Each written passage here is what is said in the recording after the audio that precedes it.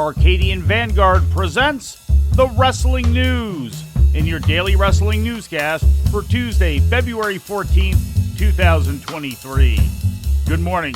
I'm Mike Sempervive. We begin this Valentine's Day edition with Monday Night Raw, broadcast live last night on the USA Network from the Barclays Center in Brooklyn, New York.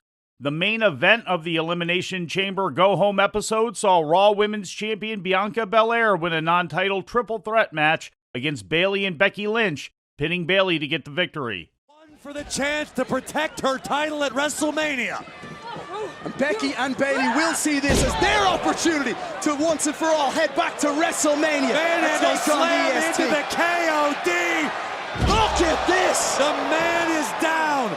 The role model is down. Bianca rolls across, hooks the leg. Bianca Belair! As a result of Belair's win, both Bayley and Lynch are officially excluded from Saturday's Women's Elimination Chamber match to determine the number one contender to the Raw Women's Championship. Cody Rhodes pinned Baron Corbin while Rhodes was still in his formal street clothes in what was presented as an impromptu match after Rhodes caught Corbin badmouthing him backstage. The match took place after an in-ring promo segment involving Rhodes and Sami Zayn, who will be challenging for the Universal Championship at WrestleMania and Elimination Chamber respectively. Look, if you're asking me if I believe I am capable of beating Roman Reigns, yes, I believe that. If you were asking me if I'm capable of becoming the undisputed Universal Champion, yes, I believe that. If you're asking me if I think I am worthy of being WrestleMania main event material, yes, I believe that. I have to believe that with every fiber of my being, because if I don't believe that, no one else will, Cody, okay? But if you're asking me if I actually think that I'm gonna be the one walking out of Montreal as the new undisputed Universal Champion, I don't know. Okay, Cody, I don't know. Brock Lesnar and Bobby Lashley took part in a contract signing for their match at Elimination Chamber, with Lashley laying Lesnar out with a spear before signing the contract. In the opening match, Damian Priest and Finn Balor of Judgment Day beat the Street Profits when Balor pinned Angelo Dawkins. Judgment Day attacked the Street Profits after the match, drawing Edge and Beth Phoenix out to the ring for the save.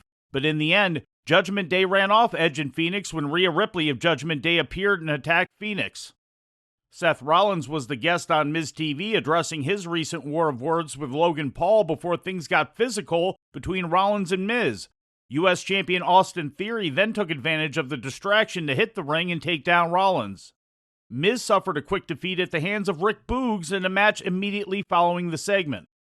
In other results, Asuka, Carmella, and Nikki Cross beat Liv Morgan, Natalya, and Raquel Rodriguez in a Raw vs. SmackDown 6-woman tag team match when Asuka made Morgan submit. Bronson Reed pinned Mustafa Ali, and Piper Niven defeated Mia Yim. In ratings news, last Friday night SmackDown drew an audience of 2.468 million to Fox. According to Showbuzz Daily, that's an increase of 3.5% from the previous week's 2.384 million. The rating in the key 18 to 49-year-old demographic was .64, representing 839,000 viewers according to WrestleNomics. The key demographic rating for the previous week was .61. The episode ranked number 1 for the evening on network television in the key demo. AEW Rampage last Friday night on TNT drew its smallest audience in over 2 months and the second lowest key demographic rating of the year so far, according to Showbuzz Daily and WrestleNomics. Total viewership for the episode was 375,000, a drop of more than 7.6% from the previous week's 406,000. This marked the lowest viewership for Rampage since the December 2nd episode. The key demo rating showed an increase, coming in at .12 as opposed to the previous week's .11. .12 figure equates to 154,000 viewers. The episode was also down nearly 32% from the same week in 2022 and down nearly 37% in the key demo. In more WWE news, the company presented the Kansas City Chiefs with a custom-made WWE Championship belt in honor of their victory Sunday night at Super Bowl 57. The belt featuring medallions with the Chiefs team logo was waiting in the Kansas City locker room when the team came off the field following their win at the State Farm Stadium in Glendale, Arizona.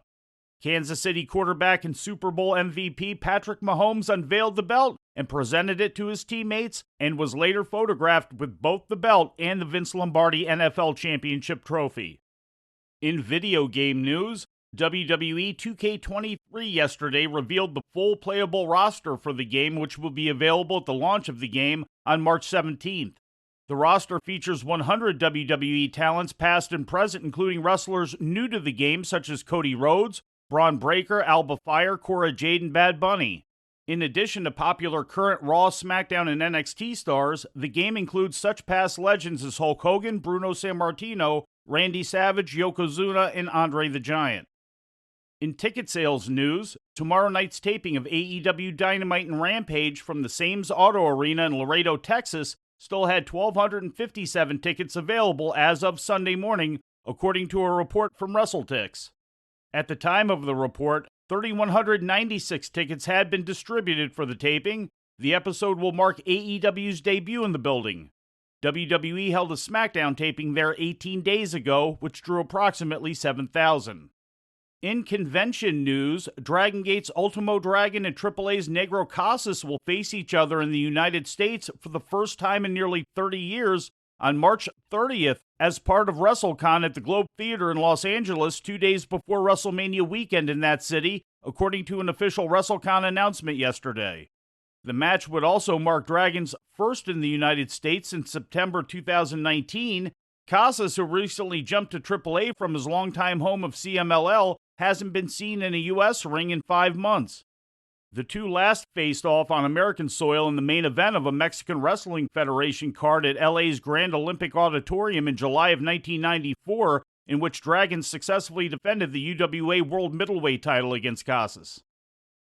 And in some unfortunate news, Canadian Mohawk wrestler and leader of the Mohawk Nation, Billy Two Rivers, passed away last Sunday at the age of 87, according to an announcement made yesterday by the Mohawk Council of Kanawake, the reservation near Montreal where Two Rivers was born and raised and spent most of his life. A prominent wrestling star in Quebec, in the Carolinas, and most notably in the United Kingdom, Two Rivers later became a Mohawk chief and counselor and was heavily involved in the fight for the rights of indigenous peoples. Two Rivers was discovered in 1953 by former world heavyweight champion and fellow Mohawk Don Eagle, who had been taking a break from wrestling to return to Kanawake in the early 1950s. Eagle trained and mentored Two Rivers, and the two also worked as a tag team in Detroit for Harry Light, in Ohio for Al Haft, and in other places. Eagle brought him to Madison Square Garden in 1955, and he wrestled on the undercard of NWA World Champion Lou Thesz's Curfew Draw with Pat O'Connor. But it was in the Carolinas, working for Jim Crockett Sr., that Two Rivers first rose to prominence, forming a successful tag team with George Becker that held the Mid-Atlantic Southern Tag Team title in 1959. Two Rivers achieved his greatest fame and pop culture relevance working in the United Kingdom in the early 60s for Joint Promotions and other UK-based companies, and while there fathered a son, Wayne Hemingway, who grew up to become a prominent UK fashion designer. He returned to Crockett's territory in the mid-1960s, forming new teams with Carl Gotch and especially Sunni Warcloud. Two Rivers and Warcloud were part of the strong mid-Atlantic tag team scene of the era, facing off with such teams as Rip Hawk and Sweet Hansen, Aldo Bogny and Bronco Lubitsch, and Skull Murphy and Brute Bernard. Two Rivers returned to Quebec in the 1970s and spent the final years of his career there competing for Grand Prix Wrestling and later International Wrestling in Montreal, capturing first the Grand Prix Tag Team title with Johnny War Eagle and later the International Heavyweight title. He retired from the ring in 1977. After wrestling, Two Rivers became involved in politics and took a leadership role in the Kanawake Reservation. In 1990, he helped lead the Mohawk Nation during the Oka crisis, in which the indigenous tribe fought to prevent a golf course from being built on sacred land. And before we leave you today, we'd like to remind you that however you consume your content, you can find the wrestling news 24 hours a day and 7 days a week across social media. On Twitter, follow us at Wrestling News AV. Our Facebook page is also Wrestling News AV. The Wrestling News can also be found on the Arcadian Vanguard YouTube page. And for those who utilize Amazon Echo devices, just tell Alexa to play the Wrestling News podcast. And remember to make sure you add podcast at the end. Once again, for daily updates, breaking news, and more, follow the Wrestling News across social media. And that's the news for today. If anything happens, we will be here to tell you about it. No clickbait, no paywall, just the Wrestling News. The Wrestling News is a division of Arcadian Vanguard, and the Wrestling Newscast is a production of the Arcadian Vanguard Podcast Network.